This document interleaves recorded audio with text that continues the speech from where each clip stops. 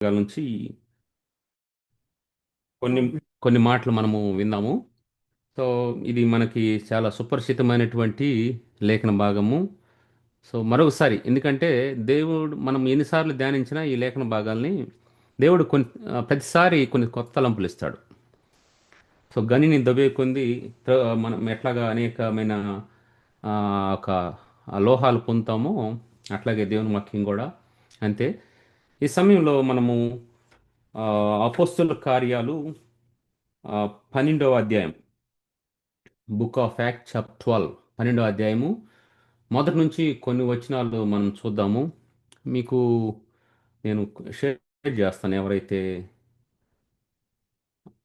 అంటే మీకు బైబిల్ తీయటం కష్టమైపోద్దాం ఏమో. సో ఇక్కడ ఆమ్, 12వ అధ్యాయము మొదటి వచనం నుంచి కొన్ని వచనాలు వర్స్ బై వర్స్ వెళ్దాము. మనం అంటే ఈ బైబిల్ స్టడీ క్వశ్చన్స్ అనేది లేకుండా మామూలుగా జస్ట్ దేవుడు ఇచ్చిన తలంపుని బట్టి కొన్ని మీతో పంచుకోవాలని ఆశపడతా ఉన్నాను. సో ఇక్కడ ఫస్ట్ 5 వర్సెస్ ఎవరైనా చదువుతారా? 5 వర్సెస్ ఈ యొక్క అపోస్తుల కార్యాలు 12వ అధ్యాయము 1 నుంచి 5 వచనాలు. అన్న చదువుతానన్న. ఉమ్, అన్న ఓకే, ఒక సెకండ్ చదువుతాను. అపోస్తుల కార్యములు 5వ అధ్యాయం అన్న, మొదటి నుంచి 12వ అధ్యాయము 1 నుంచి 5 వచనాలు. తర్వాత ఇంక ముందు కూడా చదువుకున్నాం. మీకు ఆల్రెడీ డిస్ప్లే చేసి ఉన్నాను, మీరు అట్లా చూసి ఓకే చదువు. ఓకేనా. దాదాపు అదే కాలమందు రాజైన హేరోదు సంగపు వారిలో కొందరిని బాధ పెట్టుటకు బలాత్కారముగా పట్టుకొని యోహాను సహోదరుడైన యాకోబును ఖడ్గముతో చంపించెను. ఇది యూదులకు ఇష్టమైన కార్యమని తెలుసుకొని పేతురును కూడా పట్టుకొనెను. ఆ దినములు పులియని రొట్టెల పండుగ దినములు. అతన్ని పట్టుకొని చెరసాల్లో వేయించి పస్కా పండుగ అయిన పిమ్మట ప్రజల యొద్దకు అతన్ని తేవాలని ఉద్దేశించి అతని కావలి ఉండుటకు 4 చతుష్టయములు 16 సైనికులకు అతన్ని అప్పగించెను. పేతురు చెరసాల్లో ఉంచబడెను. సంఘమైతే అతని కొరకు అత్యాసక్తితో దేవునికి ప్రార్థన చేయుచుండెను. So thank you brother. చిన్న ప్రార్థన చేసుకుందాం. కృపల దేవా, నమ్మకమైన తండ్రి, ఈ సమయాన్ని మీరు దీవించండి. మీ దగ్గర మాటలు మాకు వినిపించండి ప్రభా. వినగలిగే చెవుల్ని, గ్రహించగల హృదయాన్ని అనుగ్రహించండి. కొన్ని తలంపులు ఎవరితో ఏ విధంగా మాట్లాడతారో తెలియదు ప్రభా. మీరు ఈ యొక్క సమయంలోని ఆశ్చర్యకరంగా దేవునికరంగా ఉంచి మేము కొన్ని తలంపులు కలిగి ఇక్కడి నుంచి వెళ్ళటానికి మీరే సహాయపడండి, దయచూపండి. మేము ఆత్మీయంగా ప్రోత్సహించబడటానికి, నాయన పురికొల్పబడటానికి మీ ద్వారా మేము నా తండ్రి ఎంతైనా ప్రభా సంతోషించగలగటానికి మీరే సహాయపడాలని యేసునామంలో ప్రార్థించి వేడుకొంచున్నాం తండ్రి, ఆమేన్. సో ఇక్కడ చదవబడినటువంటి లేఖన భాగంలో దాదాపు అదే కాలం ముందు రాజైన హేరోదు సంగపు వారిలో కొందరిని పెట్టుటకు బలాత్కారంగా పట్టుకొని అని కొన్ని మాటలు ఉన్నాయి ఇక్కడ. హేరోదు చేసిందని ఇంగ్లీష్లో ఏముంటుందంటే అక్కడ Herod the king stretched fourth his hands. ఇక్కడ హేరోద్ రాజు ఏం చేశాడంటే తన చెయ్యిని చాపాడంట. చాపాడంటే దేనికొరకు చాపాడు? ఏదో కొంతమందికి ఏదైనా సహాయం చేయటానికో ఏదన్నా పరిస్థితుల నుంచి తప్పించడానికో కాదు, కానీ వారిని బలాత్కారంగా పట్టుకోవటానికి. ఆనాడు ఈ అపోస్తులైన పౌలు సౌలుగా ఉన్నప్పుడు ఏ విధంగా సంఘాన్ని హింసిస్తూ వచ్చాడు, దేవుని బిడ్డల్ని హింసిస్తూ వచ్చాడు. సో ఆ విధంగా ఇతను సంఘాన్ని చాలా బాధ పెడతా ఉన్నప్పుడు, దేవుని బిడ్డల్ని బాధ పెడతా ఉన్నప్పుడు, సో దేవుడు చూస్తూ ఉన్నాడు ఇవన్నీ కూడా. ఆనాడు సౌలు చేసిన చూసిన దేవుడు ఈ ఏ రోజు చేస్తానని కూడా చూస్తూ వచ్చాడు. సో ఇప్పుడు అతను చేసింది ఏంటంటే యోహాను సహోదరుడైనటువంటి యాకోబును ఖడ్గం చేత చంపించాడు. అతన్ని చంపించాడు. తర్వాత 3వ వచనంలో ఏమంటున్నాడు? ఇది యూదులకు ఇష్టమైన కార్యం అని తెలుసుకొని, ఇది మన ప్రస్తుత దేశాల్లో ఉన్నటువంటి రాజకీయ పరిస్థితులు మనకు అర్థమవుతూ ఉంటాయి. ఇక్కడ ఏంటంటే యూదులకు ఇష్టమని ఒక కార్యం చేయాలనుకున్నాడంట. తెలుసుకొని పేతురును కూడా పట్టుకొని పట్టుకొనెను. ఆ దినములు పులియని రొట్టెల పండుగ దినములు. ఇప్పుడు ఇప్పుడు యాకోబుని చంపించటం అనేది అతనికి యూదులకు ఇష్టమైందని గ్రహించి పేతురును కూడా అట్లా చేస్తే వాళ్ళు చాలా సంతోషిస్తారని గ్రహించాడు ఇతను. ఇప్పుడు మనం గమనించాల్సింది ఏంటంటే, దేశంలో ఎవరికి ఇష్టమో దాని గురించి ఆలోచించట్లేదు కానీ మరొకరికి ఏది ఇష్టమో దాని గురించి చేయడానికి ఎక్కువ ఆలోచిస్తున్నారు మన రాజకీయ పరిస్థితులు చూసినప్పుడు. ఇప్పుడు యూదులు అత్యధికమైనటువంటి ఆ, ఆ, జనం అన్నమాట, మెజారిటీ పీపుల్. వాళ్ళని సంతోషపెడితే మన అధికారం అనేది, మన పరిస్థితి అనేది స్థిరంగా ఉంటుంది, మనం చాలా బలంగా ఉండొచ్చు, మన ఎక్కువ కాలము అధికారంలో ఉండొచ్చు అన్న ఆలోచన ఆనాడు హేరోదుకు ఉంది. ఆయన రాజుగా కొనసాగటానికి కొంత మంచిగా ఈ ప్రజల్ని సపోర్ట్ చేసుకుంటూ ప్రజల యొక్క మెప్పుతో ఎవరైతే మెజారిటీ ఉన్నారో వారి ద్వారా మనము ఈ విధంగా ఉంటే బాగుంటుంది అనుకొని ఆ, యూదులకి ఇష్టమైన కార్యం చేస్తూ వచ్చాడు కానీ తనకి ఏది ఇష్టం అనేది ఆలోచించట్లే అక్కడ. సో యూదులకు ఇష్టమైందని ఆలోచించి ఈ పేతురుని కూడా పట్టుకున్నాడు. ఇప్పుడు వీళ్ళ వలన అతనికి ఏదో హాని జరగలేదు, అతను ఏదో తన పొజిషన్ పోయే పరిస్థితులు ఏమి లేవు. కానీ మనిషిలో ఉన్నటువంటి ఆలోచన విధానం ఏంటంటే, నేను ఏ విధంగా ఆ, వేరే వాళ్ళ ఆ, ఏ విధంగా నేను దీని ద్వారా మేలు పొందుతాను, ఒక పని చేయటం ద్వారా ఏ విధంగా నేను నా యొక్క స్థితిని, నేనున్నటువంటి అధికారాన్ని, నేనున్నటువంటి పొజిషన్ని కాపాడగలుగుతాను. ఒకరి వల్ల నాకు నష్టం ఉన్నా నష్టం లేకపోయినా నేను దాని గురించి పట్టించుకోవాల్సిన అవసరం లేదు. కానీ దీనికోసం నేను ఏదేం చెయ్యాలి అన్న బలమైనటువంటి కాంక్ష కలిగినటువంటి వ్యక్తి ఈ హేరోదు.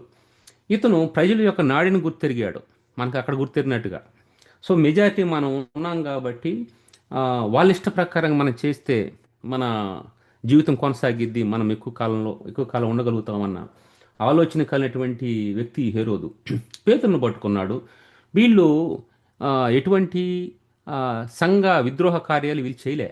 వీళ్ళు ఎవరిని ఎన్నో విధాలుగా హింసించి బాధపెట్టి ఒక బందిపోట్లుగా వాళ్ళు వ్యవహరించలే.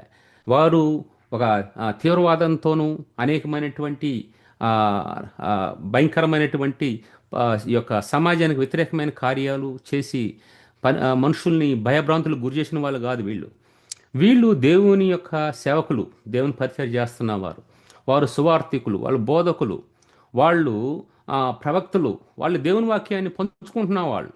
అటువంటి వాళ్ళని పట్టుకొని సో మన యొక్క పర్సనల్ వ్యక్తిగతం యొక్క కాంక్షతో వ్యక్తిగతమైనటువంటి బెనిఫిట్ కొరకు అటువంటి పని చేస్తూ వచ్చారు వాళ్ళు. సో ఇప్పుడు ఈయన ఆలోచన విధానం అట్లాగే ఉంది. ఇప్పుడు మనకి వేరు వేరు దేశాల్లో జరుగుతున్న సంఘటనలు కూడా ఇంతే. సో వీళ్ళని మనం ఇట్లా చేస్తే మనకి ఈ విధంగా బెనిఫిట్ కావచ్చు అన్న ఆలోచనతో ఉంటున్నారు. కానీ వీళ్ళని పోషిస్తున్న దేవుడు, వీళ్ళని కాపాడుతున్న దేవుడు, వీళ్ళని భద్రపరుస్తున్న దేవుడు ఒక అదృశ్యక్తి, ఆయన మామూలు అతను కాదు అన్న ఆలోచన గుర్తెరలేని పరిస్థితిలో ఉంటున్నారు ప్రజలు. అంటే అధికారులు ఉన్నవారు, వారు మేము మెజారిటీ ఉన్నాం కాబట్టి మేము ఏం చేసినా జరుగుతుంది కాబట్టి మెజారిటీ పీపుల్ ఏది చెప్తారో అదే అనుకుంటున్నారే కానీ సో దేవుడు సృష్టికర్త ఆయన మెజారిటీని చూసి వెళ్ళేవాడు కాదు. ఆయన న్యాయాన్ని ఏది ఇటుపక్క ఉంది, లేకుంటే ఏది అన్యాయం నడుస్తుంటే దాన్ని ఏ విధంగా చేయాలని ఆలోచించే వ్యక్తి ఆయన. ఆయన నీతిమంతుడు, ఆయన న్యాయవంతుడు, ఆయన సరైన రీతిలో జడ్జి తీర్పు తీర్చే ఆయన ఒకరి యొక్క మాటలను బట్టి, వారి యొక్క ప్రోద్బలాన్ని బట్టి, లేకుంటే వాళ్ళు చేస్తున్నటువంటి రికమెండేషన్లను బట్టి ఆయన ఇన్ఫ్లుయెన్స్ అయ్యే వ్యక్తి కాదు.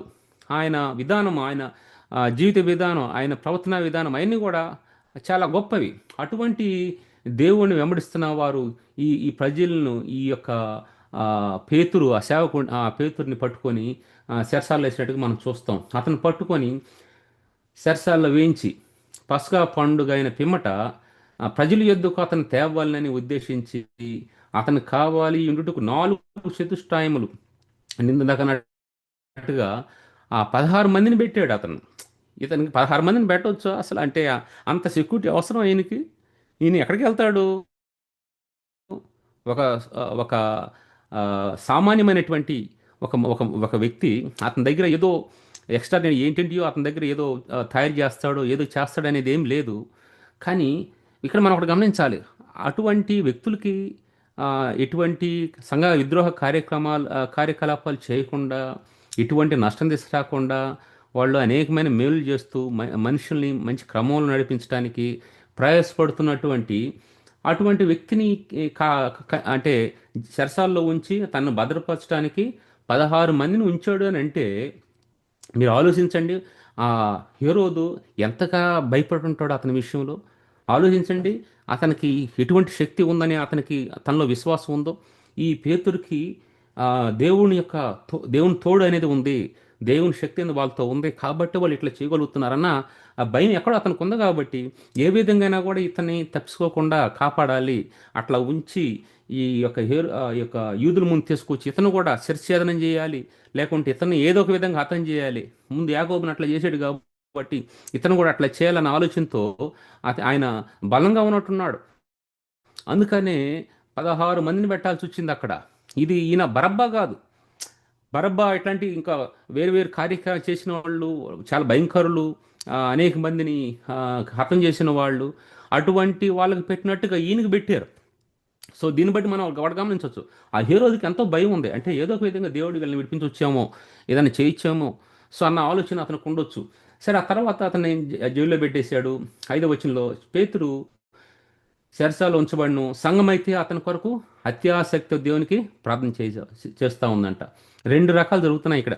ఒకవైపు ఏమో ఆ ఆ ఒక బోధకుడు, ఆ ఒక సేవకుడు చెరసాల్లో ఉన్నాడు, కష్టంలో ఉన్నాడు. సో తనకి విడుదల, అనేక మంది విడుదల గురించి, విడుదల కొరకు ప్రార్థించి విడుదలను ప్రకటిస్తూ అనేక మందికి సహాయం చేస్తూ అనేక మందిని బాగు చేస్తూ వస్తున్న వ్యక్తి ఇప్పుడు చెరసాలలో ఉంచబడినాడు. ఇంకోవైపు చూస్తే సంఘం ఏం చేస్తుంది? ప్రార్థన చేస్తూ ఉంది. ఈ సంఘము రికమెండేషన్ల కోసం అక్కడికి ఇక్కడికి వెళ్ళలేదు, ఎవరికి వాళ్ళకి వెళ్ళకి కాళ్ళు పట్టుకోలేదు, సాగిలి పడలేదు, ఏం చేయలేదు. కానీ వాళ్ళు చేస్తుంది ఏంటంటే, సర్వ సృష్టికర్తమైనటువంటి దేవుడు, మహాకాశాన్ని సృష్టించినటువంటి దేవుడు, నోటి మాట ద్వారా సృష్టించినటువంటి దేవుడు, తన రూపంలో తన పోలు చొప్పున మనిషిని తయారు చేసినటువంటి ఆ దేవుణ్ణి వారు ఆయన పాదాల దగ్గర కూర్చొని మొరపెడతా ఉన్నారు. సో రూత్ అక్కడ మనం గమనించవచ్చు.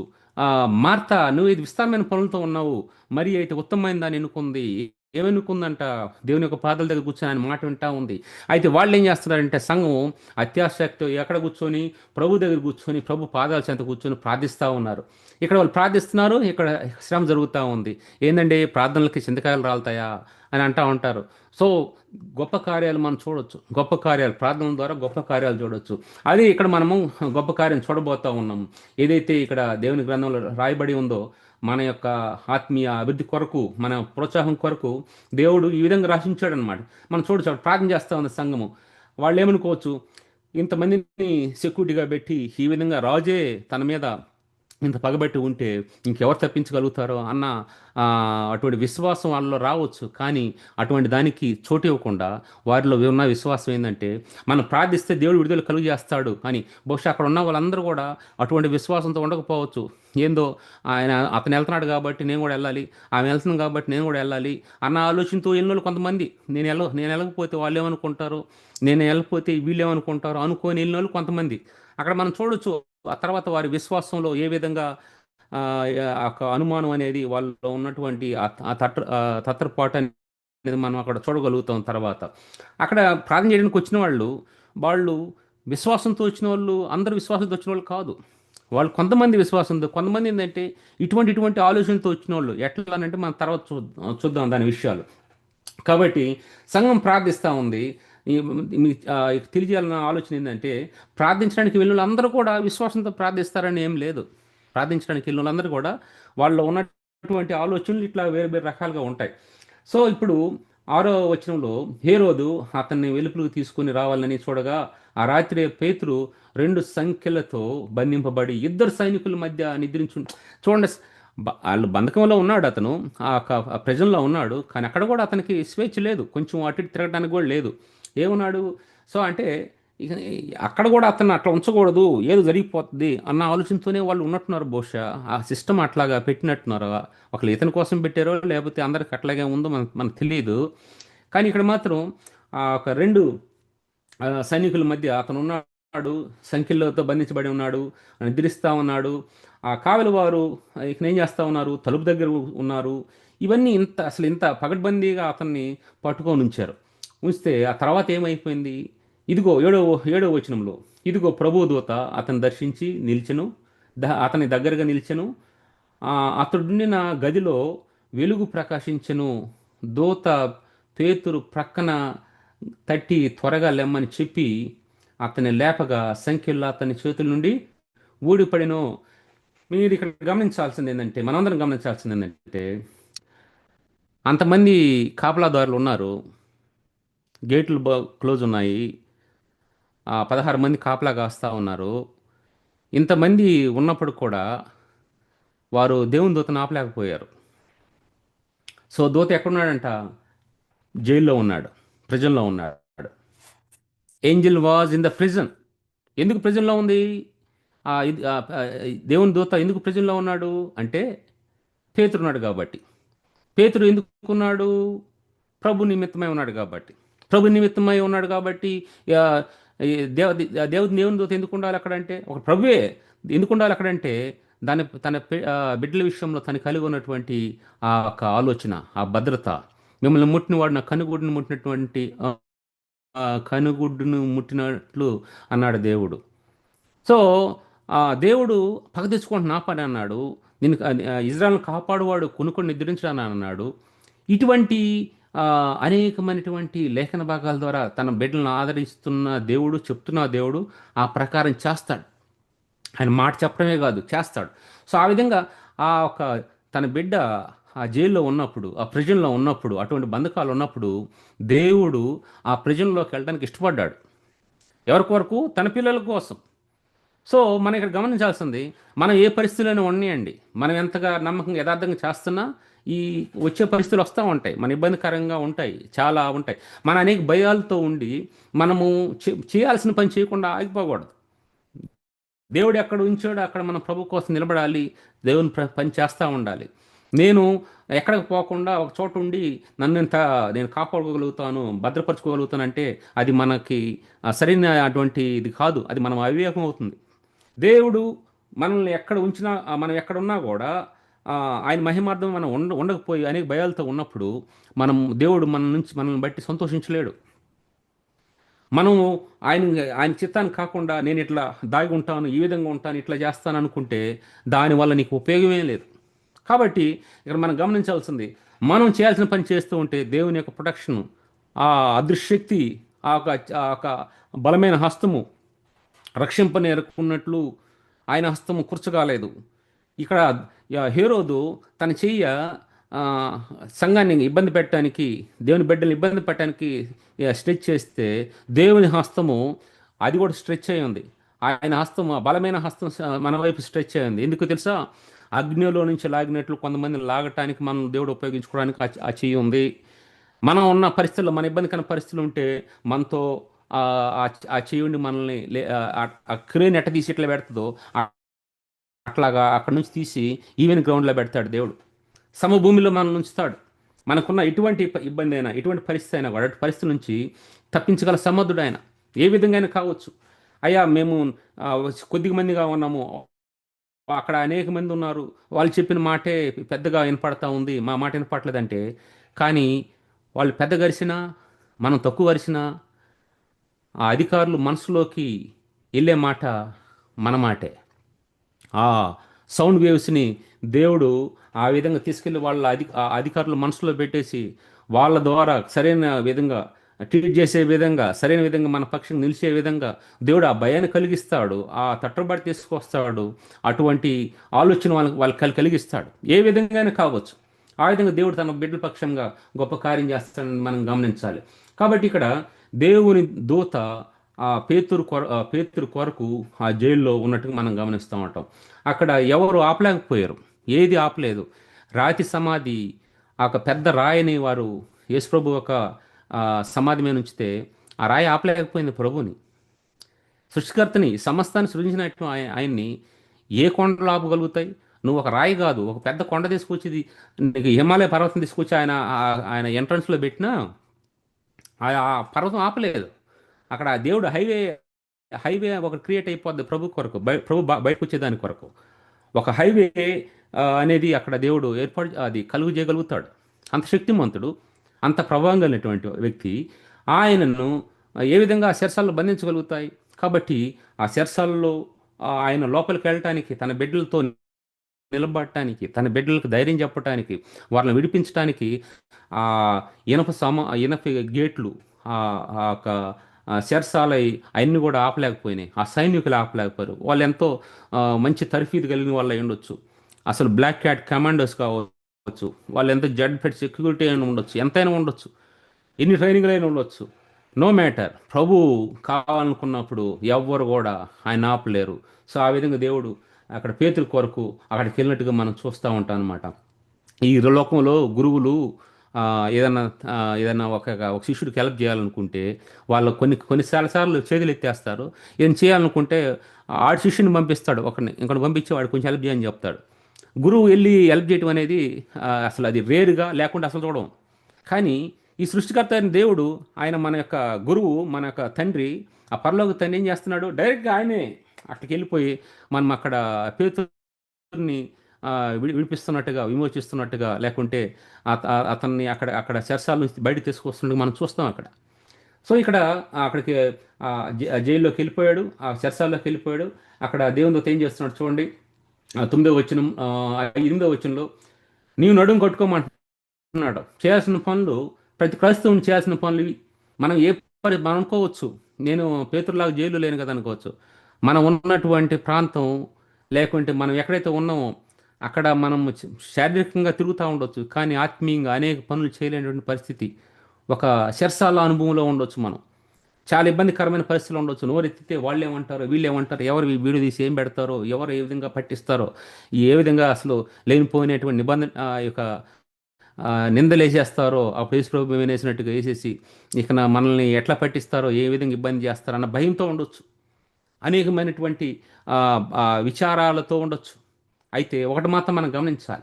దేవుడు చెప్తున్న మాటలు మనం మనసు పెట్టి ఈ విధంగా మనం ధైర్యంతో ముందుకెళ్ళాలి. ఏ విధంగా? సో 8వ వచనంలో అంటున్నాడు, ఆ దూత అంటున్నాడు, నడుము కట్టుకోమంటున్నాడు, చెప్పులు వేసుకోమంటున్నాడు, తర్వాత పైన వస్త్రం వేసుకోమంటున్నాడు. 3 చెప్తా ఉన్నాడు. నువ్వు నడుము కట్టుకోయా, చిత్తపడు నువ్వు. అయ్యా నేను ఎక్కడ వెళ్తాను? నేను ఇప్పుడు నడుము కట్టుకోవాలంటే మనం ప్రయాణం చేయటానికి, తర్వాత చెప్పులు అది కూడా సిద్ధపాటుకి, తర్వాత నడుము కట్టు సిద్ధపాటు, తర్వాత పై వస్త్రం అంటే మనము ఈ యొక్క యెషయా 61:10లో మనం చూసినట్లయితే అక్కడ అక్కడ 10 అనుకుంటాను. రక్షణ వస్త్రం నీతైన పైబట్ట అంటాడు. ఒకవేళ నీతైన పైబట్ట వేసుకోమని మనం అనుకున్నప్పుడు ఈ మూడు చాలా ప్రాముఖ్యమైనవి. ఈ మూడు కూడా చాలా ప్రాముఖ్యమైనవి. సరే ఈయన అనుకోవచ్చు, నా ముందు ఇంత పెద్ద చెరసాల ఇది లాక్ చేసి ఉంది కదా, ఇట్లా ఉంది కదా, నేను ఎట్లాగా నడుస్తాను, ఈయన ఆలోచనలు రావచ్చు అతనికి. ఒకవేళ చేతుల సంఖ్యలు అప్పటికి ఊడిపడినాయా? ఓకే, 7వ వచనంలో ఊడిపడ్డాయి. సో తర్వాత ఇక నా ఎట్లాగ వెళ్తానని ఒక ఒక ఒక ఆలోచన బహుశా రావచ్చు ఉండవచ్చు. అయినప్పుడు కూడా దేవుడు చెప్పాడు కాబట్టి వెంటనే అతను లేచి అతను ఆ యొక్క ఏం చేస్తా ఉన్నాడు? నడుము కట్టుకున్నాడు, తర్వాత చెప్పులు వేసుకున్నాడు, అది బట్ట కప్పుకున్నాడు, ఆ వస్త్రం కప్పుకున్నాడు, బయలుదేరాడు. అతడు 9వ వచనంలో, ఈ 9వ వచనం ఎవరైనా చదువుతారా? 9, 10, 9, 10, 11 ఎవరైనా చదవండి దయచేసి. అతడు వెలుపలికి అతడు వచ్చి వెలుపలికి దూత వెంబడి వెళ్ళి దూత వలన నాకు చదువు. జరిగినది నిజముగా జరగనని గ్రహింపక తనకు దర్శనము కలిగినని తలంచెను.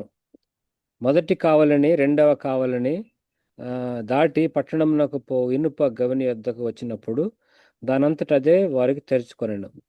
వారు బయలుదేరి ఒక వీధి దాని వెంటనే దూత అతనిని విడిచిపోయాను. పేతురుకు తెలివి వచ్చి ప్రభువు దూత తనను పంపి హేరోదు చేతిలో నుండి యూదుల ప్రజలు నాకు చేయనుద్దేశించిన వాటన్నిటి నుండి నన్ను తప్పించినాడని ఇప్పుడు నాకు నిజముగా తెలియనని అనుకొనెను.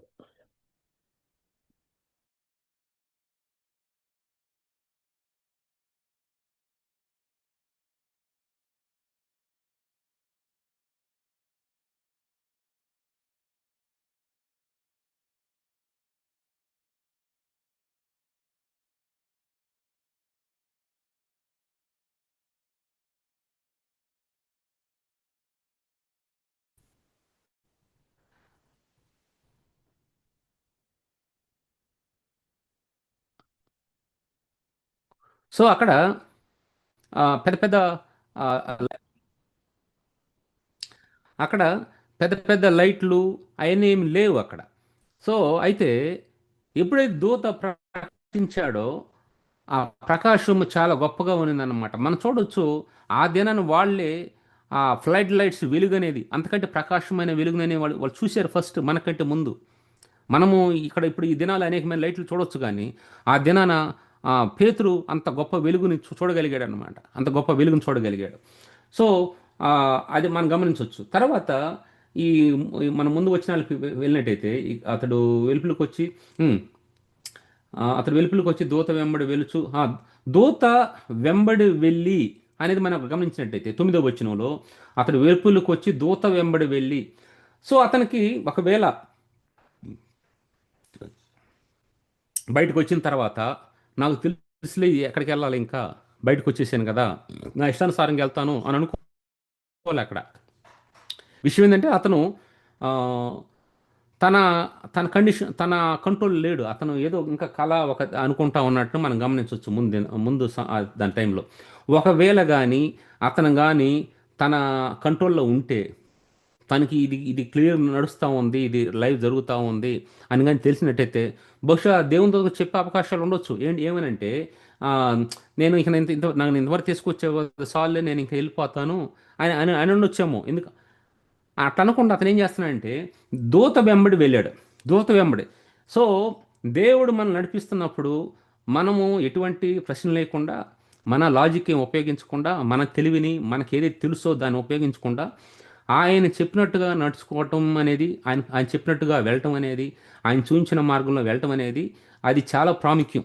అది ఒక క్రైస్తవునికి చాలా అవసరమైందనేది మనం గమనించాలి. కాబట్టి ఇక్కడ ఆ దూత వెంబడి వెళ్ళి, సో అతను దూత వెంబడి వెళ్ళి దూత వలన జరిగినది నిజముగా జరిగిన గ్రహింపక తనకు దర్శనం కలిగిన తలంచెను. సో అతను దూత వెంబడి వెళతా ఉన్నాడు. మన దేవుడు వెంబడి వెళ్తూ ఉండాలి. దేవుడు నడిపిస్తున్నప్పుడు ఆయన వెంబడిస్తూ ఉండాలి.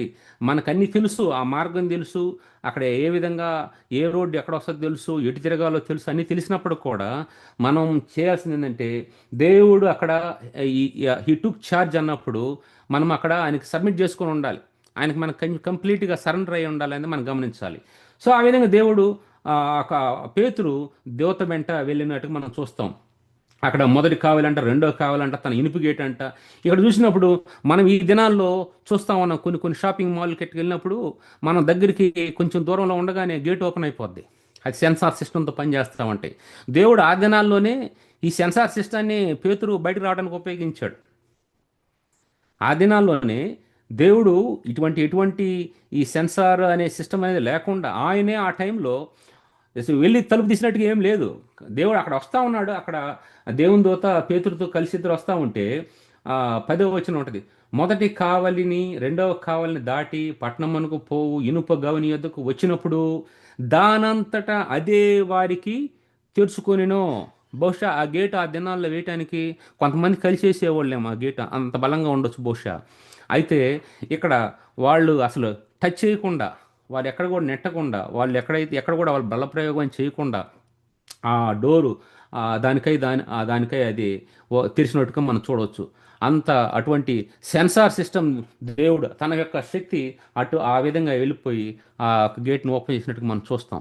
ఆ విధంగా దేవుడు ఒక్క చిన్న గాయం తగలకుండా, ఒక స్క్రాచ్ లేకుండా తన బిడ్డని ఏ విధంగా బయట తీసుకొచ్చాడో మనం చూడగలుగుతాం.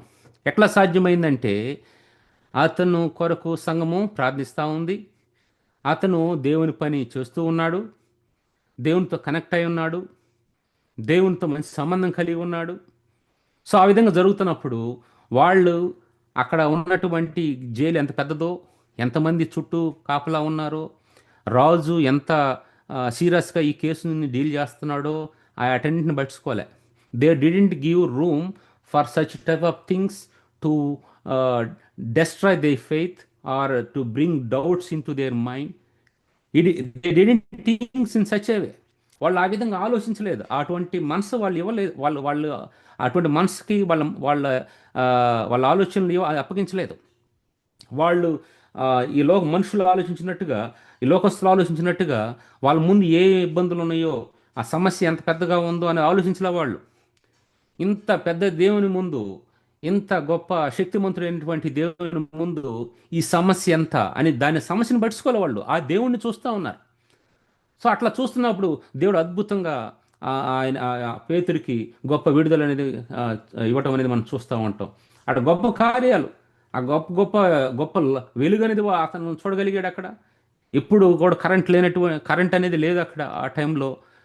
నేను అనుకుంటున్నాను జస్ట్ అది నేను మొత్తం చరిత్రను చూడలేదు కానీ కరెంట్ అనేది లేదు. ఏం కరెంట్ లేదంటే ఎన్ని బల్బులు అనేవి ఉండకపోవచ్చు. అటువంటి పరిస్థితుల్లో ఆయన ఒక వెలుగు, ప్రకాశమైన వెలుగుని, గొప్ప వెలుగుని కలిగించాడు. ఇంకా అక్కడ మనం చూడొచ్చు ఆటోమేటిక్గా డోర్స్ అని ఓపెన్ అయ్యడం మనం చూడవచ్చు. తర్వాత అక్కడ మనము ఇంకా కొంచెం ముందుకు వెళ్ళామనంటే అతను అట్లా చేసి ఎక్కడికి వస్తాడు, ప్రార్థిస్తున్నటువంటి సంఘానికి వచ్చేస్తాడు. అక్కడ 12వ వచనంలో అట్లా ఆలోచించుకొని అతడు మారు పేరు గల యోహాను తల్లి అయిన మరియా ఇంటికి వచ్చెను. అక్కడ అనేకులు కూడి ప్రార్థన చేయుచుండిరి. అతడు తలవాకిట తలుపు తట్టుచుండగా రోదియాను ఒక చిన్నది ఆలకించుటకు వచ్చెను. ఆమె పేతురు స్వరము గుర్తుపట్టి సంతోషం చేత తలుపు తీయక లోపలికి పరిగెత్తుకొని పోయి పేతురు తలుపు దగ్గర నిల్చున్నాడని తెలిపినం. చూడండి, ఇందుకు దేవుడు చాలాసార్లు చెప్తాడు, ఈ చిన్నపిల్ల లాంటి వాళ్ళుగా ఉండాలి, ఇట్లా ఉండాలి, ఈ విధంగా ఉండాలి, ఇటువంటి వాళ్ళదే పరలోక రాజ్యం అని. వాళ్ళు నమ్ముతారు. అసలు వాళ్ళు ఈ అనుమానాలకు వీటన్నిటికి ఎక్కువ చోటు ఇవ్వకుండా వాళ్ళు నమ్ముతారు. ఇక్కడ ఈ రోజు ఇది ఈ చిన్నది అనేక సార్లు పేతురు స్వరం వినొచ్చు, ఆయన వాక్యం చెప్తుంటే వినొచ్చు, గుర్తుపట్టేసింది అనమాట. గుర్తుపట్టినప్పుడు ఆయన పేతురు స్వరమే అని అంటుంది. కానీ ఈ టైంలో ఆమె ఇంకా లాజిక్ ఆలోచించట్లే. ఒక రాజు ఈ విధంగా యూదుల్ని సంతోషపెట్టడానికి ఇతను కూడా హతం చేయబోతున్నాడు. ఆల్రెడీ యాకోబుని హతం చేసేసాడు, ఇతను కూడా చేయబోతున్నాడు. కాబట్టి ఇంత పెద్ద జైల్లో పెట్టారు, ఇంతమంది కాపలా ఉన్నారు, ఇంతమంది బారబలంతో అతను అట్లా ఉంచారు. కాబట్టి అతను రావటం కష్టం అన్న ఆలోచనకు ఆ రోజు ఆయన చిన్నది ఇవ్వలేదు. ఈ సహజంగా ఇటువంటి తలంపులకు చోటిచ్చే వాళ్ళంతా కొంచెం మెచ్యూర్డ్ అని చెప్పుకుంటున్న పరిస్థితులే వాళ్ళకి ఏంటంటే అనేకమైన భయాలకి లోనైపోయి ఎదురైపోయి జీవితంలో ఎదురైన అన్నిటికీ ఆలోచనలు లోనైపోయి చాలాసార్లు ఈ విశ్వాసం మీద ఆధారపడేదానికంటే ఈ యొక్క లోక సంబంధించిన భయాలు ఓవర్టేక్ చేస్తూ ఉంటాయి. ఇప్పుడు ఈ యొక్క రోజే నమ్మింది. కానీ అక్కడ ప్రార్థన చేయడానికి వచ్చిన వాళ్ళ పరిస్థితి ఏముంది తెలుసా? ఈ సహజంగా ఈ వర్షం గొడుగు స్టోరీ చెప్తూ ఉంటారు కొంతమంది. వర్షం గొడుగు స్టోరీ మీ అందరికీ తెలిసే ఉంటుంది, మళ్ళీ చెప్పట్లేదు. కానీ ఇక్కడ స్వరం గుర్తుపట్టేసింది, వెంటనే లోపలికి పోయి చెప్పింది. ఆ సంతోషంలో 15 వచ్చినట్టున్నారు. అందుకు వారు నీవు పిచ్చిదానివనిది. ఇప్పుడు ఎవరు పిచ్చోళ్ళు? విశ్వాసం లేకుండా ప్రార్థన చేయడానికి వచ్చిన వాళ్ళు పిచ్చోళ్ళ? విశ్వాసంతో ప్రార్థన చేయడానికి వచ్చి ఆ రిజల్ట్ వచ్చినప్పుడు నమ్మిన ఆ రోజే పిచ్చిదా? గమనించాలి ఇట్లా. సో కాబట్టి ఇక్కడ మనము మన నిత్య జీవితంలో ఒక విశ్వాసగా జీవిస్తున్నప్పుడు కొన్ని మనము నమ్మటానికి కూడా శక్యంగా అనేటువంటి పరిస్థితులు వచ్చినప్పుడు కొన్ని సంఘటనలు జరిగినా కూడా నిజంగా ఇటు జరిగిందా, నిజమా అన్నట్టుగా అనిపిస్తుంది. కానీ నమ్మాలి. దేవుడు శూన్యంలో సమస్తాన్ని సృజించినటువంటి దేవుడు ఏదైనా చేయగలుగుతాడు. ఇప్పుడు యోనా శాపకడు త్రిమింగలం కడుపులో 3 రోజులు ఉన్నాడు అనే దాన్ని ఎట్లా నమ్ముతున్నామో, ఒకవేళ త్రిమింగలం వచ్చి శాప కడుపులో దేవుని యోనా కడుపులో ఉంది అని బైబిల్ చెప్పినప్పుడు మనం నమ్మాలి. అది లాజిక్గా అది త్రిమింగలం సైజ్ ఇంత ఉంది, యోనా కడుపు ఇంత ఉంటుంది. సో కాబట్టి ఇది ఎట్లా వచ్చింది దీంట్లో? ఈ లాజిక్ కాదు కావాల్సిందే. అక్కడ ఏంటంటే దేవుని వాక్యాన్ని ఉన్నట్టుగా నమ్మగలిగే విశ్వాసం మనలో ఉండాలి. దేవుడు ఖచ్చితంగా ఏదేదని చేయగలుగుతాడు, ఏదైనా చేయగలరు. విశ్వసించడానికి ఏ మాత్రం కూడా ఒక అవకాశమే లేకుంటే, ఎవిడెన్సే లేనప్పుడు, రుజువే లేనప్పుడు అబ్రహాం విశ్వసించాడు. అప్పుడు అతనికి నీతిగా ఎంచబడింది అది. సో అతని విశ్వాస తండ్రి కాగలిగాడు. సో కాబట్టి క్రైస్తవులంగా మనము ఇటువంటి పరిస్థితులు వచ్చినప్పుడు వాళ్ళకిట జరిగింది కదా, వీళ్ళకిట జరిగింది కదా, మనకిట జరుగుతుందని కాదు. సో ఎవరికి ఎట్లయినా జరగని, దేవుని బిడ్డల విషయంలో దేవుని యొక్క ఆలోచన విధానం, ఆయన అప్రోచ్ ఈజ్ డిఫరెంట్. ఆయన ఘనమైన కార్యాలు ఏ టైంలో ఎప్పుడేం చేయగలుగుతాడు, అప్పుడు చేసిన దేవుడు ప్రేమ చేయగలుగుతాడు. ఇప్పుడు మనం చేయాల్సింది ఏంటంటే ఆయన చెప్పిన మాట నమ్మాలి. మనకి ఈ యొక్క లోకంలో ఉన్నటువంటి జ్ఞానము, ఈ తెలివి, ఇవన్నీ కూడా మన యొక్క విశ్వాసాన్ని డిఫైల్ చేసే విధంగా, మనలో అవిశ్వాసాన్ని పురుకొల్పే ఉండకూడదు. కానీ అది ఉండాల్సింది ఎట్లా అంటే, అవి మనకి విశ్వాసంలో ఎదగటానికి ఈ సహకారంగా ఉండాలి. అది మన యొక్క దేవునితో సహవాసాన్ని డిస్టర్బ్ చేసే విధంగా ఈ లోక జ్ఞానం ఉన్నప్పుడు దాన్ని కంట్రోల్ చేయాలి మనం. మన దేవుని జ్ఞానం అనేది దేవుని యొక్క దేవుని యెడల ఉన్న విశ్వాసం అనేది అది ఫస్ట్ ప్రయారిటీ తీసుకోవాలి. సో అది మనం లాస్ట్ సారి బైబిల్ స్టడీలో వింటా వచ్చాం. మోషే ఆ యొక్క ఐగుప్తు జ్ఞానంలో, ఐగుప్తు సకల విద్యలో ఎంతో ప్రావీణ్యత పొందాడంటే ఆ ప్రావీణ్యతలను బట్టి దేవుడు తన్ని వాడుకొని ఇజ్రాయెల్ ప్రజలు విడిపించాలనుకోలే. ఫస్ట్ ఆ గిన్నె మొత్తాన్ని ఖాళీ చేయాలనుకున్నాడు. ఎట్లా ఖాళీ చేస్తాడు? కొన్ని శ్రమలు అనుమతించాడు అనుకో, ఆ శ్రమల్లో ఇక నా ఏదైతే నాలెడ్జ్ ఉంటుందో లోకి సంబంధించిన నాలెడ్జ్ మొత్తం పోద్ది. అక్కడ నుంచి తీసేస్తాడు, కడిగేస్తాడు. ఒక గిన్నెని కడిగినట్టుగా కడిగేస్తాడు. కడిగేసి అప్పుడు తన యొక్క జ్ఞానాన్ని నింపుతాడు. తన యొక్క తలంపులు, తన యొక్క ప్యాటర్న్, తన యొక్క విధిని, తన నియమాలను, తన యొక్క ఏం చేయాలనుకుంటున్నాడు, ఎట్లా చేయాలనుకుంటాడు నింపినప్పుడు ఎప్పుడైతే ఇతను యేసుప్రభు ఒక మాట చెప్తాడో వెంటనే తన విధేయత చూపుతాడు. ఎప్పుడైతే అన్వాంటెడ్ థింగ్స్ ఉంటాయో వెంటనే రీజనింగ్ వచ్చేస్తుంది. అది ఎందుకు, ఇది ఇట్లాగా, అది ఎట్లాగా, ఇప్పుడు జరిగిందా, ఇంతవరకు జరగలేదు కదా, మనం ఇప్పుడు పుట్టినరోజు ఇప్పుడు జరిగింది ఎట్లా అంటే ఎప్పుడు జరిగే విధంగా చేసేవాడే ఆయన మన దేవుడు. ఎప్పుడు జరగని అటువంటి రికార్డులు బదులు కొట్టేవాడు మన దేవుడు. ఆ విషయాన్ని మనం గమనించాలి. ఇక్కడ ఇంకా కొంచెం ముందుకెళ్ళామంటే అక్కడ ఇది మనం ఇక్కడ చూడాల్సింది ఏంటంటే ఆ మాట రోదే వెళ్ళిపోయి ఈ సంగతులు చెప్పింది. వాళ్ళు ఏమంటున్నారు తెలుసు, మనం గమనించాం కదా. వాళ్ళు నీకు పిచ్చి పట్టిందా అని అంటున్నారు. పిచ్చి పట్టిందా అని అంటున్నారు. దేనికి? అందుకు వారు నీవు పిచ్చిదానం అనేది. అయితే తాను చెప్పినది నిజమని ఆమె దృఢముగా చెప్పినప్పుడు వారు అతని దూత అనిది. చూడండి, ఆమె దృఢంగా అంట. ఎంత ఉంటుందో వయసు, ఆ వయసు నాకు తెలియదు, కానీ ఆ స్కాలర్స్ ఏమి రాశారు ఎంత వయసు ఉంటుంది అనేది. ఆ రోజే అటుపక్క అంతమంది ఉండి, పెద్దవాళ్ళు ఉండి, అనుభవం ఉన్న వాళ్ళు ఉండి, ఆ విధంగా వాళ్ళు అక్కడ గుంపుగా ప్రార్థన చేస్తూ ఉండి ఒకరిగా అయిపోయి ప్రార్థన చేస్తున్న వాళ్ళు, పేతురు యొక్క విడుదల కోసం ప్రార్థన చేస్తున్న వాళ్ళు ఒకరిగా అయిపోయి, ఈమె ఏదైతే విశ్వసించిందో అది క్రియారూపంలో జరిగినప్పుడు దాన్ని బట్టి ఆమె సంతోషిస్తూ వాళ్ళకి చెప్తుంటే ఆమె ఆ రోజే వాళ్ళ దృష్టిలో పిచ్చిదైపోయింది. ఇప్పుడు వాళ్ళంతా ఒకటైపోయారు. రోజే ఒకటిగా ఉంది. అయితే ఆమె జనాభా ఎక్కువ ఉన్నారు కదా, సో ఓటింగ్ వేస్తే ఎక్కువ మంది ఉన్నారు కదా, కాబట్టి వాళ్ళ నెంబర్స్ ఎక్కువ మంది ఉన్నారు కదా, వాళ్ళు అనుభవం కలిగిన వారు ఎక్కువ మంది ఉన్నారు కదా, వాళ్ళు అక్కడ ఉన్నటువంటి చాలా అంటే అనేకమైన పరిచయాలు ఇన్వాల్వ్ అవుతున్నారు, అక్కడ ఉన్నారు కదా, వాళ్ళ మాట మనం విందాము, వాళ్ళు తప్పు చెప్పినా కూడా మనము అంగీకరిద్దాము అన్న ఆలోచనతో ఉండలే. రోజు ఏం చేసింది తెలుసా? దృఢముగా చెప్పినప్పుడు ఆమె ఏంటంటే ఏది చెప్పిందో షీ స్టుడ్ ఆన్ దట్, దాని మీద ఆమె నిలబడింది. అవును, నేనేది చెప్పానో ఆయన పేతురే వచ్చింది, తలుపు కొట్టింది పేతురే, ఆ పేతురు స్వరమే నేను విన్నాను, పేతురు అంకుల స్వరమే నేను విన్నాను, అంతే.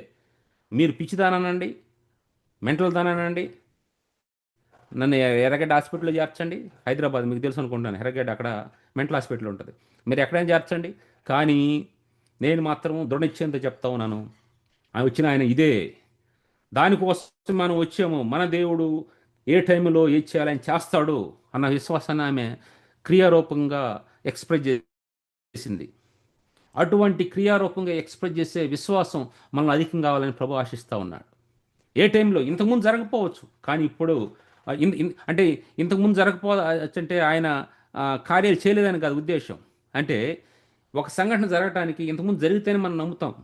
ఇంతకుముందు ఇప్పుడు జరిగింది అట్లా అంటే ఎప్పుడు జరిపించడమే దేవుని యొక్క ప్రత్యేకత. ఈ మధ్యకాలంలో ఒక బ్రదర్ ఒక చోటకి రిజిస్ట్రేషన్ కోసం ట్రై చేస్తా ఉంటే అక్కడ వాళ్ళు చెప్పింది ఏందో తెలుసా? దానికోసం కావాలంటే ఎంత పట్టిద్ది, 9 నెలలు అని కొంత ఎక్కువ టైం పట్టిద్దని చెప్పారు.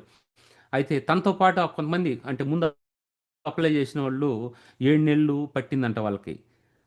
ఆ విషయం చెప్పినప్పుడు మాటల్లో దేవుడు వాళ్ళకి ఎంత టైం పట్టిందో అంత టైం కాదు, అంతకుమించి ఎక్కువైన పట్టచ్చు, తక్కువైన పట్టచ్చు. ఏది చేసినా కూడా దేవుడు తన మహిమార్థమై చేస్తాడు. ఏ చేసినా కూడా ఏదో మాటకే పేరుకి అట్లాగా చేయడు ఆయన చేసాడంటే సంథింగ్ స్పెషల్, దాని ద్వారా దేవుడు నా మహింపరచబడాలి. తర్వాత తెలిసింది ఏంటంటే 3.5 నెలల్లోనే అతనికి రిజిస్ట్రేషన్ అయిపోయింది. 3.5 నెలల్లోనే. దేవుడు ఇప్పుడు ఒక రికార్డ్ సెట్ చేసాడు అక్కడ. 7 నెలలు అంటే ఒకరంటే, ఒక 9 నెలలు అయిద్దని అసలు మెయిన్ గవర్నమెంట్ వాళ్ళు అంటే, కానీ దేవుడు అక్కడ 3.5 నెలలు చేసి, so everything is possible for me అని ప్రూవ్ చేశాడు. సో మనం నమ్మాలే కానీ, నమ్మువానికి సమస్తము సాధ్యము. దేవుడు అటువంటి కార్యం చేస్తాడు, మనం నమ్మాలి. సో ఆ విధంగా అతను నమ్మాడు. అతనికి 3.5 నెలల్లోనే దేవుడు కార్యం చేసేసాడు. తనకి రిజిస్ట్రేషన్ అయిపోయింది. సో ఇక్కడ ఈ రోదే నమ్మింది దాని మాట ప్రకారం వెంటనే, అయ్యో వాళ్ళు ఏమైనా అంటారేమో నన్ను అనేసి మాట తప్పలామె. ఆమె అక్కడ కొంచెం చంచలత్వం ప్రవర్తించలే. ఆ విధంగా చేయకుండా ఆమె దృఢంగా నమ్మిందంట. దృఢంగా నమ్మినప్పుడు వాళ్ళు ఏం చేసి తెలుసా, కొంచెం దిగొచ్చి దేవుని అతని దూత అన్నారంట. ముందేమో పిచ్చి పట్టింది అసలు ఎవరు లేదా అని అన్న వాళ్ళు ఇప్పుడు కొంచెం ప్లేట్ చేంజ్ అయిపోయి దూత అని అన్నారంట. 16 వచ్చిన పేతురు ఇంకనూ తట్టుచున్నందున, అసలు ఫస్ట్ 1-2 సార్లు తట్టినప్పుడే ఎప్పుడైతే రోదే వెళ్ళి గుర్తుపట్టే చెప్పిందో అప్పుడే వాళ్ళు డోర్ ఓపెన్ చేయాల్సిందే. కానీ వాళ్ళు ఇంకా వాళ్ళకి అవిశ్వాసం ఒక పెద్ద బండరాయిగా ఉండి వాళ్ళు ఆలస్యం చేశారు. పేతురు ఒక తలుపు తీయటానికి వాళ్ళకి ఏం భయాలు ఉన్నాయో, అమ్మో ఎవరైనా వచ్చేసి మమ్మల్ని మా ప్రాణాలు తీసేస్తారేమో, ఇట్లా చేస్తారేమో అట్లా చేస్తారని భయాలు ఉన్నాయేమో. ఈ రూపంలో వచ్చేసి పేతురు స్వరం లాగా వచ్చేసి, లేకుంటే ఏదో ఒక విధంగా వచ్చేసి వాళ్ళు తలుపు కొట్టేసి మమ్మల్ని ఇట్లా చేద్దాం అనుకున్నారేమో అని వాళ్ళ భయాలు అంత భయంకరంగా ఉన్నాయి. బహుశా ఆ రోజు ఆ రోదే చేసిన ప్రార్థన, విశ్వాసంతో చేసిన ప్రార్థన వల్లనే ఆ విధంగా అట్లా కార్యం జరిగిందని నేను అనుకుంటా. ఓకే, పేతురు తన జీవితాన్ని బట్టి చేస్తున్న పరిచయాన్ని బట్టి దేవుడు అక్కడ తప్పించాలనుకున్నట్టు తప్పించాడు. అది ఒక రీజన్. అక్కడ సంఘంలో ఉన్నటువంటి రోదే లాంటి అటువంటి విశ్వాసమైనటువంటి వ్యక్తులు, విశ్వాస సంబంధులు, వారు చెప్పడమే కాదు కానీ వారు జీవించే విషయంలో విశ్వాసం అక్కడ అగపడతా ఉంది కాబట్టి, సో అటువంటి గొప్ప కార్యాలు చేయడానికి అవకాశం వచ్చింది అక్కడ. ఆ విధంగా ఈవెన్ మిగిలిన వాళ్ళు కూడా అనుకోండి తర్వాత, నిజమే రోదే నిజమేనే, మేము మా బుద్ధి లేకుండా మేము నమ్మలేకపోయాము, మేము ప్రార్థన చేసాను, అతని వీడియోల కోసమే ప్రార్థన చేయడానికి వచ్చాము, మేము ప్రార్థన చేస్తూ ఉన్నాము ఇక్కడ. అయితే కానీ మాలో మాత్రం క్రియరూపమైన విశ్వాసం లేదు, మేము నమ్మలేకపోయాం.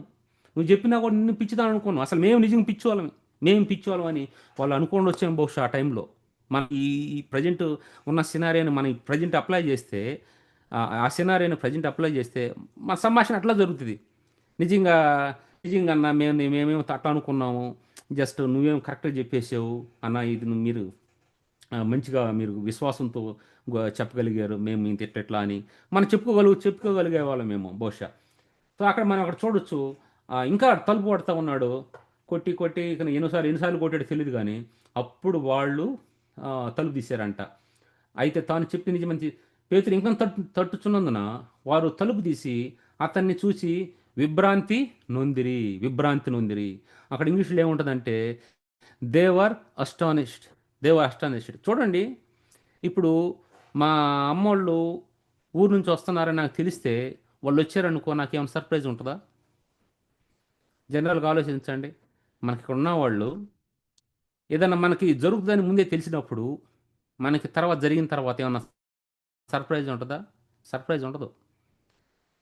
అది మనం అనుకోనప్పుడు జరిగితేనే సర్ప్రైజ్. ఇక్కడ దీన్ని బట్టి మనం అర్థం చేసుకోవచ్చు, వాళ్ళు అక్కడ ప్రార్థన చేయడానికి వచ్చారు కానీ వాళ్ళలో విశ్వాసం అనేది ఎగ్జిబిట్ కాలే. అందుకని వాళ్ళు అనుకోకుండా జరిగిపోయేసరికి, వాళ్ళు అనుకోలేదు కాబట్టి, అనుకోకుండా జరిగింది కాబట్టి వాళ్ళు ఆశ్చర్యపోతున్నారు. వాళ్ళు అనుకున్నట్టయితే ఖచ్చితంగా మనం ప్రార్థన చేస్తున్నాం, పేతురుని దేవుడు విడిపిస్తాడు అని వాళ్ళు అనుకున్నట్లయితే, పేతురుని చూసినప్పుడు వాళ్ళంతగా ఆశ్చర్యపడేవాళ్ళు కాదు. ఆశ్చర్యం అనేది విశ్వాసం లేనప్పుడు వస్తుంది. ఆశ్చర్యం అనేది నమ్మనప్పుడు వస్తుంది. నువ్వు నమ్మేవంటే దేవుడు ఖచ్చితంగా చేస్తాడని నమ్మేవంటే ఆశ్చర్యం రాదు అక్కడ. నాకు తెలుసు దేవుడు చేస్తాడన్న విషయం తెలుసు. ఒకసారి ఒక అతను, ఈ సందర్భాన్ని బట్టి ఒక అతను సాక్ష్యం చెప్పాలి మీకు. చిన్న విషయం, ఒక చర్చిలో వాకింగ్ చెప్పడానికి వెళ్తే అతను అందరి ముందు లేచి భయంకరంగా తిట్టాడంట ఆ సేవకుడిని. ఆయన మంచి సాక్ష్యం కలిగినటువంటి సేవకుడు. తిడితే అప్పుడు అతను ఏం చేశాడంటే ఏం మాట్లాడకుండా సో వెళ్ళిపోయి అతను ప్రార్థన చేస్తూ ఉన్నాడు. ప్రభా నేను ఏం చేయకుండా ఇతను ఈ విధంగా తిట్టాడు, ఇట్లా చేశాడు అని ప్రార్థన చేస్తూ ఉంటే సో అతను ఒక 4 రోజుల తర్వాత ఇతరాడుకుంటూ వచ్చాడంట ఈయన దగ్గరికి. వచ్చేస్తే అతను అన్నాడంట, ఇట్లా బ్రదర్ నేను ఫలానా అతన్ని మిమ్మల్ని ఆ రోజు ఇట్లా ఇట్లా తిట్టాను ఈ విధంగానంటే, అప్పుడు అతను ఆశ్చర్యపోలే. అతను ఏమన్నాడంటే, నువ్వు వస్తా అన్న విషయం నాకు తెలుసు. నువ్వు వస్తున్న సంగతి నాకు తెలుసు. ఎందుకంటే నా దేవుడు నాకు ఆ ఒక పీస్ ఆఫ్ మైండ్ ఇచ్చాడు, నువ్వు వస్తావని. నేను నీ గురించే ప్రార్థన చేస్తా ఉన్నాను అని అన్నాడంట. ఒకవేళ ఇతను అనుకోకుండా ఉన్నప్పుడు వచ్చాడనుకో, అది ఆశ్చర్యంగా ఉంటుంది. సో ఇక్కడ వాళ్ళు విభ్రాంతి నొందారంటే, వారు ఉన్న వాళ్ళు ఏంటంటే తెలుసా, దేవుడు 100 మంది ఉంటే 100 మంది చేసే ప్రార్థనలు అందరూ విశ్వాసంతో చేస్తారని లేదు. వాళ్ళు కొంతమంది వాళ్ళని బాడీ ప్రజెంట్ మైండ్ ఆబ్సెంట్తోనూ ఏదో పేరుకి వచ్చేవాళ్ళు, అలవాటుగా వచ్చేవాళ్ళు ఎంతోమంది ఉండొచ్చు. మనం ఆ విధంగా అలవాటుగా ఏదో ఆ, ఒక ఒక వాడుగ్గా వెళ్ళిపోయేది కాదు. మనం విశ్వాసంతో ప్రార్థన చేయడానికి, విశ్వాసం కలిగి అటెండ్ చేయడానికి, విశ్వాసం కలిగి సేవ చేయడానికి మనం ఏర్పాటు చేసుకోబడ్డాం. దానికోసం దేవుడు మనం పిలిచాడు. ప్రతి దాంట్లో మన విశ్వాసం అనేది ఎగ్జిబిట్ కావాలి. ఒకసారి భయంకరమైన, నేను ప్రతి సంవత్సరము ఖతార్ నుంచి ఇండియా వచ్చినప్పుడు ఒక 3 రోజులు మీటింగ్స్ పెట్టేవాడిని. అయితే ఒక సంవత్సరం భయంకరమైనటువంటి ఆ, వర్షం వర్షం అయితే ఆ, ఇక అక్కడ పెద్ద ఫోన్ చేశాడు, అయ్యా వర్షం పడుతుంది, వర్షం భయంకరంగా ఉంది కదా, నిన్న కూడా అట్లా ఉంది కదా, ఈరోజు కూడా ఇప్పుడు నల్ల మబ్బులన్నీ ఇట్లా వచ్చేసి ఉన్నాయి, ఇక మనకు మీటింగ్ ఉంటుందా అని అన్నాడు. లేదు అంకుల్ వచ్చేసేయండి మీరు, ఖచ్చితంగా ఉంటుందా అని చెప్పా.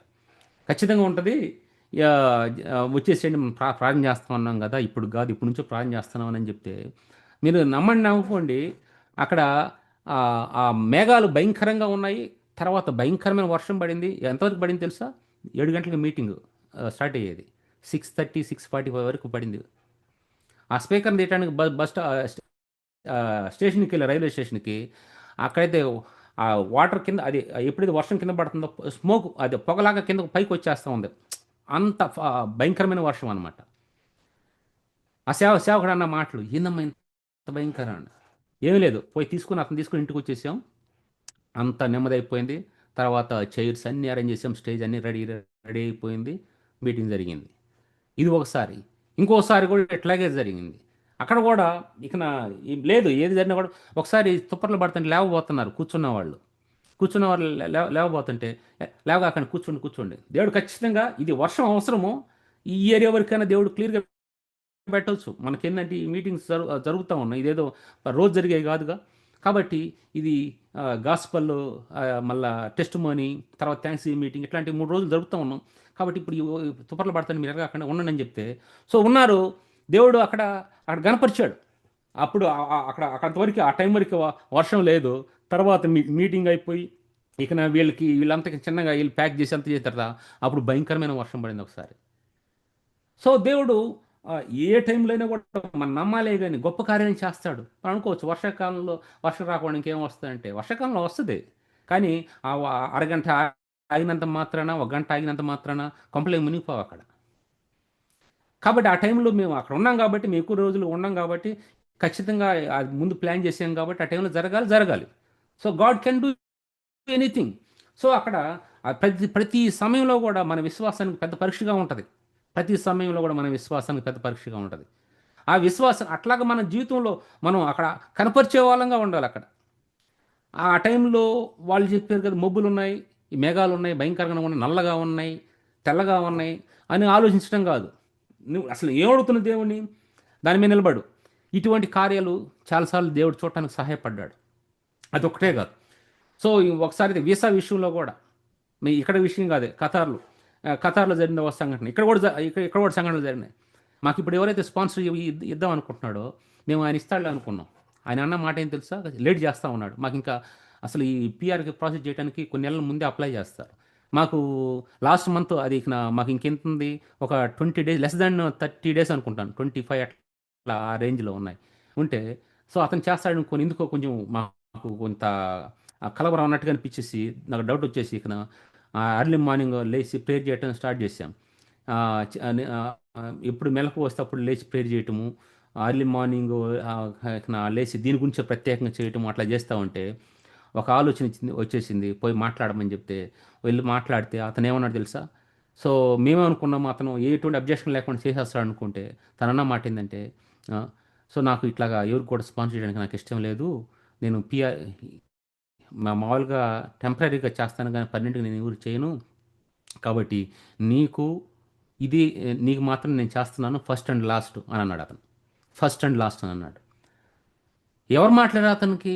ఎవరిచ్చారు అట్లా అటువంటి ఆలోచన? దేవుడు.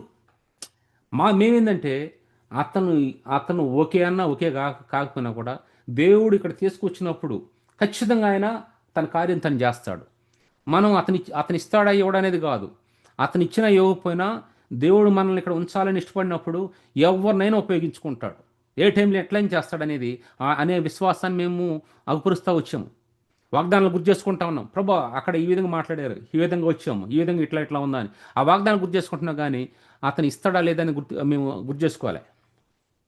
సో ఆ విధంగా ప్రభు అతనితో అట్లా మాట్లాడటం ద్వారా ఈ విషయం తెలిసిందనమాట. తను అట్లా అన్నాడు, ఈ విధంగా అనేసి. ఇంకోటి ఏం తెలుసా? వాళ్ళు పక్క నాన్ క్రిస్టియన్. మనకి ఇండియాలో ఎవరైతే చాలా చేస్తా ఉన్నారో అటువంటి పోయి పరిస్థితిలో ఉన్న ఆయన దేవుడు ఎవరినైనా ఉపయోగించుకోగలుగుతాడు తన బిడ్డల కొరకు. సో ఇక్కడ వీళ్ళ విశ్వాసం ఆ విధంగా వాళ్ళు కనపరచలేకపోయినారు. వాళ్ళు విభ్రాంతి నుండారంటే వచ్చి అంటే, ఒరే నువ్వు వస్తావని మేము అనుకోలేదే అన్నట్టుగా నారాయణ భాష, మన వాడుక భాషలో నువ్వు వస్తావని మేము అనుకోలేదే అంటే, ఒకవేళ పేతురు అనొచ్చి పేతురు బహుశా మీరు ఇక్కడ కూడుకుని దేనికి ప్రార్థన చేయటం, నేను వస్తాను ఎట్లా అనుకోలేదు మీరు.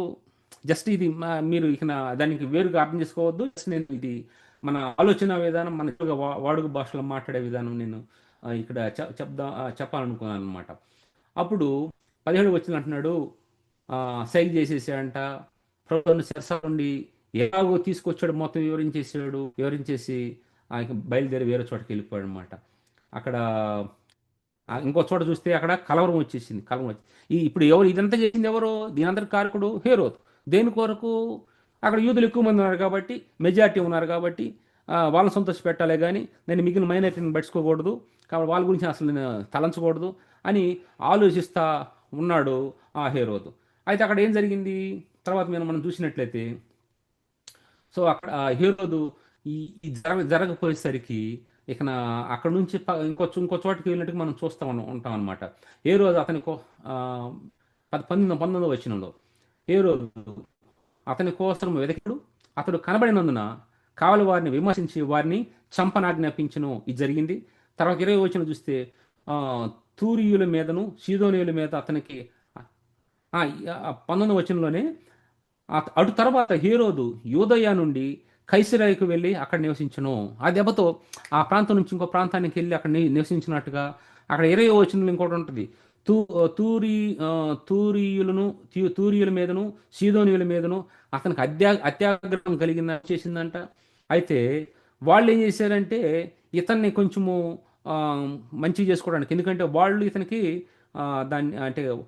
దాన్ని ఏమంటారంటే గ్రాసము ఇచ్చున్న. గ్రాసం అనేసరికి మనకి ఇంగ్లీష్లో వాళ్ళు ఈ యొక్క అంటే రాజు ఈ యొక్క 2 ప్రాంతాన్ని కొంచెం వాళ్ళకి కావాల్సినటువంటి తిండి ఏమి ఇస్తా ఉన్నాడనమాట.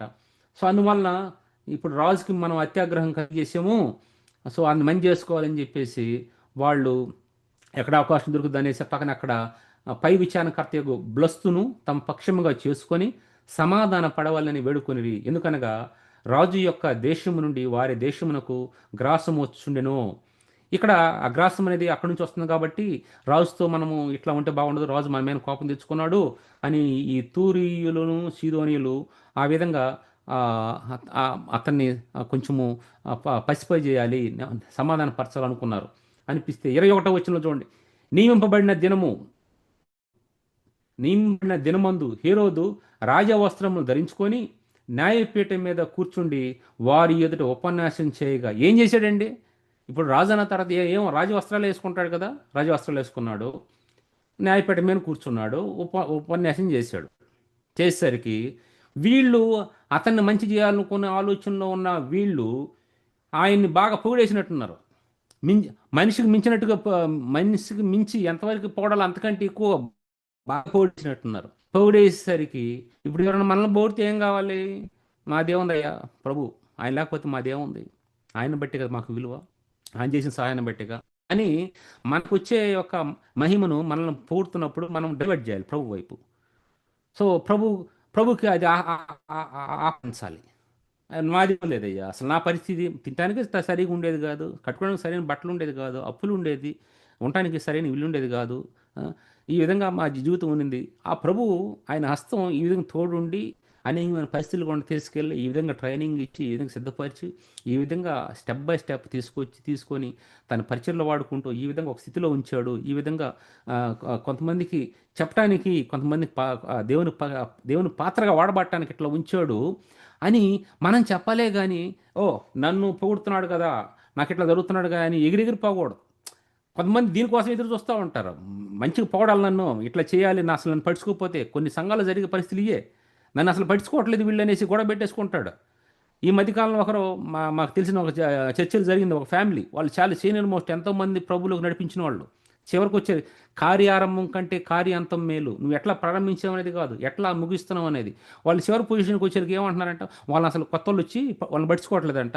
అందుకని స్టేజ్ దగ్గరికి వెళ్ళిపోయి మైక్ లాగేసిందంట ఆ ముసలామె. మైక్ లాగేసి అది లాగేస్తా 2 సార్లు పడదంట కింద.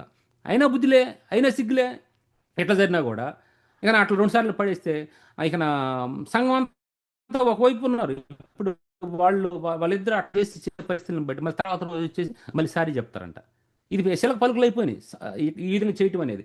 అయితే ఈ ఇతను కూర్చొని గొప్ప ప్రసంగం చేసేసరికి రాజవస్త్రాలు వేసుకున్నాడు. ఆయన పెద్ద ఎక్స్ట్రాడినరీగా ఏదో రేమాండో లేకపోతే రకరకాల షూట్లు వేసుకుని లేదు అక్కడ. సో ఆయన రాజవస్త్రంలో కూర్చున్నాడు, న్యాయపేట మేము కూర్చున్నాడు, ఉపన్యాసం చేశాడు. సో కొంచెం మంచి చెప్పుండొచ్చు. ఆ దెబ్బతో వాళ్ళు ఏం చేశారు, దైవస్వరమే కానీ, వాళ్ళు ఎప్పుడైనా దైవస్వరం వింటే కదా దైవస్వరం అని చెప్పడానికి.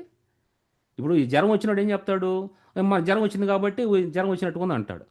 ఇప్పుడు దేవుని స్వరం వినకుండా వాళ్ళు ఎప్పుడు కూడా ఇది దైవస్వరం అన్నట్టు చెప్తారు వాళ్ళు. ఇదంతా ఏంటంటే లేనిపోయిన కల్పించి వాడిని కొంచెము హైలైట్ చేసేసి, సో అది ఏదైతే శత్రుత్వం ఉందో అది మార్చుకోవడానికి స్వరం అది దేవుని స్వరమే కానీ మానవ స్వరం కాదని కేకలు వేశారంట. అసలు మనిషికి మించినట్టుగా ఎక్కువ ఎత్తేసారు. అప్పుడు దేవుడు ఒక్కసారిగా ఎత్తేసాడు, ఆయన చేయి జాపాడు. ఇక్కడ హేరోదు చేయి జాపి దేవుని బిడ్డల్ని హతం చేద్దామని మనుషులను సంతోషపెట్టి అటువంటి కార్యం చేస్తే, ఇక్కడ దేవుడు తన హస్తం చాపేసి ఆ దూత అతను మొత్తగా పురుగుపడి చచ్చిపోయాడంట. పాపం ఏమైపోయింది ఒక్కసారిగా. సో గమనించాల్సింది ఏంటంటే ఆ హస్తం ఎప్పుడు తన బిడ్డలు తోడు ఉంటుంది, ఎటువంటి పరిస్థితులని కూడా. ఆ దినాన్ని కాపాడినటువంటి హస్తం ఈ దినాన్ని కూడా, ఆ దినాన భయంకరంగా చేస్తున్న సౌలు విషయంలో కూడా పౌలుగా మార్చినటువంటి హస్తం. సో ఈనాడు మనపక్షంగా అనేకమైన కార్యాలు చేయడానికి అందుబాటులో చేస్తూ ఉంది, చేస్తున్నాడు. అన్ని కూడా వర్తమాన భవిష్యత్తులకు ఉన్నటువంటి ఆస్తం మనతో కూడా ఉంది. దేవుడి కొద్ది మాటలు దీవించి ఆస్వాదించును గాక. Hand over to Anil brother. Thank you brother. Thank you so much అన్న. చాలా సందర్భాల్లో విశ్వాసం కరువుతున్న సందర్భాల్లో విశ్వాసాన్ని ఉంచాలి అనేటటువంటి చక్కని ప్యాసేజ్ని తీసుకొని చాలా లైవ్లీ ఎగ్జాంపుల్స్ తోటి వాక్యాన్ని మా ముందుకు తీసుకొచ్చిన మీకు థ్యాంక్స్ తెలియజేస్తా ఉన్నాను. ఎవరైనా ప్రేరేపించబడిన వాళ్ళు విన్న వాక్యాన్ని బట్టి ప్రార్థన చేయమని కోరుతా ఉన్నాను. ప్రార్థన చేసిన తర్వాత మనం ఫిజికల్ గ్యాదరింగ్ గురించి డిస్కస్ చేస్తాం. తర్వాత ప్రేయర్ పాయింట్స్ కోసం, ప్రైజింగ్ పాయింట్స్ కోసం ప్రార్థన చేయబోతాం. కాబట్టి విన్న వాక్యాన్ని బట్టి ఎవరైనా ప్రేరేపించబడిన వాళ్ళు చిన్న ప్రార్థన చేయమని కోరుతాము.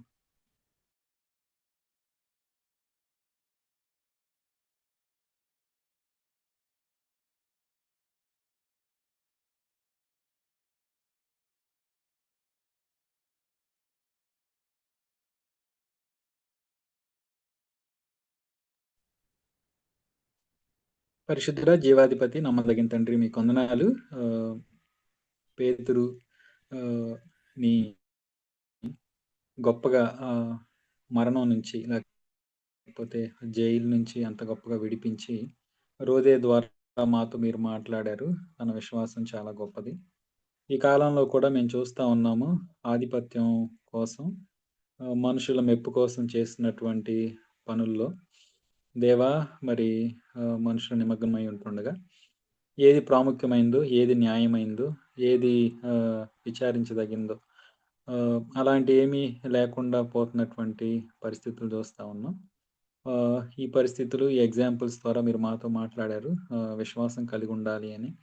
అదేవిధంగా మనుషుల్ని మెప్పించు కోసం కాదు గానీ, దేవుడిని మహింపరచాలి అనే విషయాల ద్వారా మీరు మాతో మాట్లాడినందుకు మిమ్మల్ని స్తుతిస్తా ఉన్నాం తండ్రి. మరి కలవరం అనేది రేగుతా ఉంది.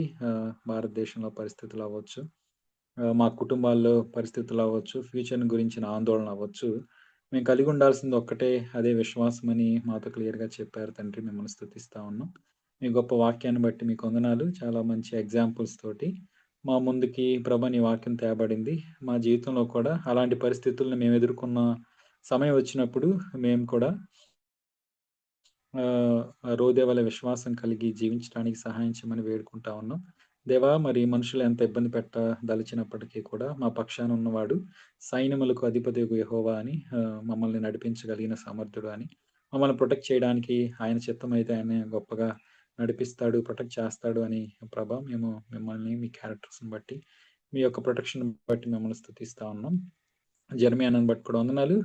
మా మధ్యలోకి తీసుకొని వచ్చిన వాక్యాన్ని బట్టి మిమ్మల్ని స్తుతిస్తూ, విన్న ప్రతి ఒక్కరిని ప్రభా మరి మేలుకరంగా ఈ వాక్యాన్ని ఉంచమని వేడుకుంటూ, మా ప్రభువును, మా రక్షకుడు యేసు నామములో స్తుతించి ప్రార్థించి వేడుకొనుచున్నాం తండ్రి. ఆమేన్. ఆమేన్.